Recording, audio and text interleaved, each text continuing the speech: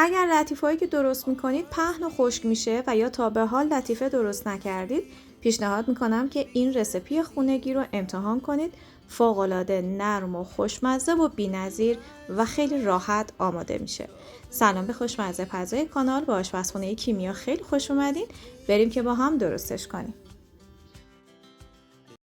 2 تا سفیده سرد یخچالی رو داخل ظرف میریزیم. دقت کنید که سفیده ها حتما باید خنک باشن و بعد با دور تند همزن شروع میکنیم به هم زدن تا زمانی که سفیده هامون یه مقدار کف کنه. دقت کنید که لازم نیست سفیده ها ببنده، همین اندازه که یه مقدار کف کرد. بعد باید نصف قاشق چایخوری بهش پودر تاتار اضافه کنیم که پودر تاتار باعث میشه که اون پف سفیده شما حفظ بشه. اگر این پودر رو نداشتید میتونید از نصف قاشق چایخوری آب لیمو استفاده کنید، یعنی به ازای هر یه دونه تخم مرغ 1/4 قاشق چایخوری آب لیمو نیاز داریم. من پودر تاتار رو زدم و شکر رو مرحله به مرحله توی این قسمت اضافه میکنم. تقریباً 1/3 لیوان فرانسوی ما شکر نیاز داریم برای کل دستور و من از این 1/3 نصف مقدارش رو داخل سفیده ها کم کم اضافه میکنم و همچنان با دور تند همزن هم میزنم تا زمانی که سفیده من کاملا فرم بگیره و به حالت قله‌ای در بیاد.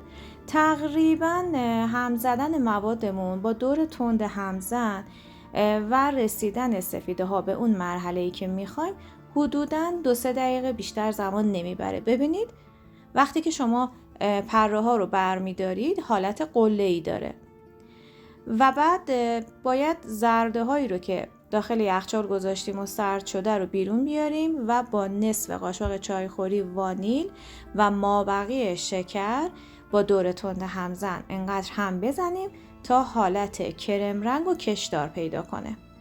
توی این فاصله حتما 1-2 بار دورگیری کنید که زرده ها کاملا با مواد قاطی بشن. ببینید به این حد رسیده. حالا من این مواد رو با سفیده های تخم مرغم با هم مخلوط میکنم. بعد از اینکه مخلوط کردید باید موادتون رو خیلی آهسته فولد کنید تا پف سفیده هاتون نخوابه.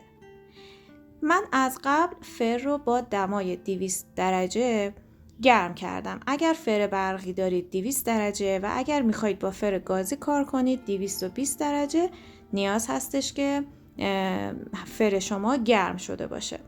ببینید خیلی کم و یواش اینها رو با هم مخلوط میکنیم. نیازی نیست که خیلی زیاد هم بزنید.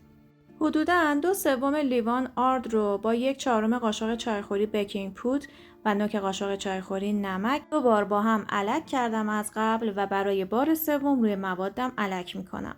خیلی آهسته مواد رو باید فولد کنید، فقط به صورت دورانی باشه و در حدی باشه که آردتون با موادتون مخلوط بشه، اما خیلی زیاد دیگه مواد رو هم نزنید که پف موادتون بخوابه.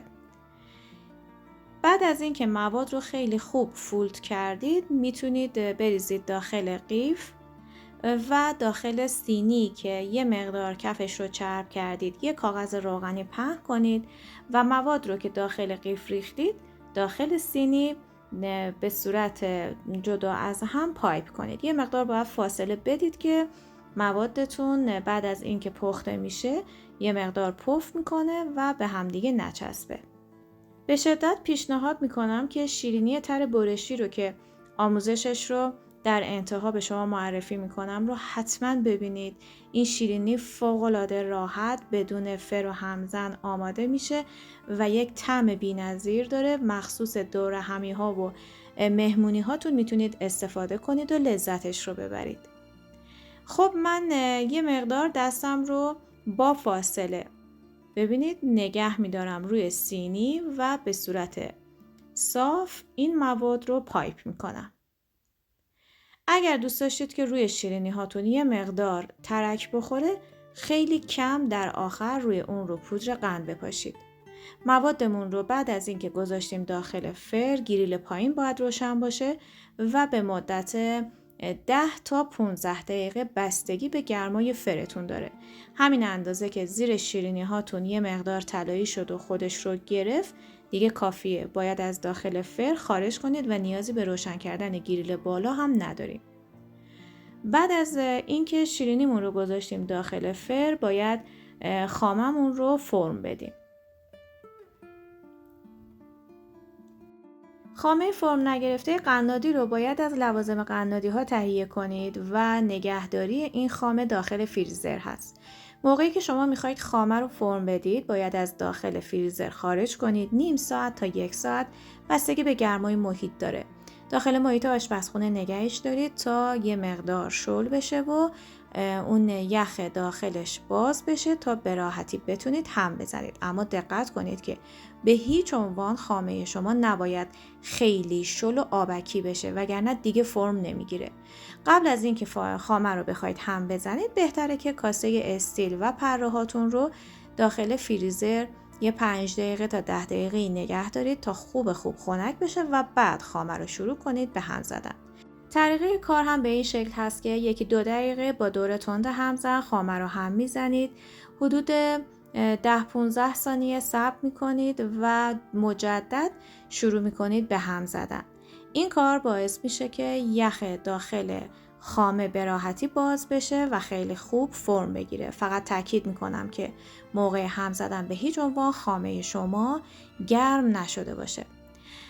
اگر که محیطی که کار میکنید هم گرم هست میتونید کاسه یخ رو زیر کاسه خامتون قرار بدید تا موقع هم زدن خیلی خامه شل نشه و فرم دادنش سخت نشه براتون. بعد از اینکه خامه رو فرم دادید داخل قیف بریزید خامه رو و بین شیرینی هاتون رو باید با خامه پر کنید. البته برای انتخاب خامه بهتره که به برندش هم دقت کنید چون بعضی از برندها واقعا خامه های خوشمزه‌ای دارن. من خودم از کولاک استفاده میکنم چون قبلا خیلی از دوستان پرسیده بودن که برندی که استفاده میکنید چی هست.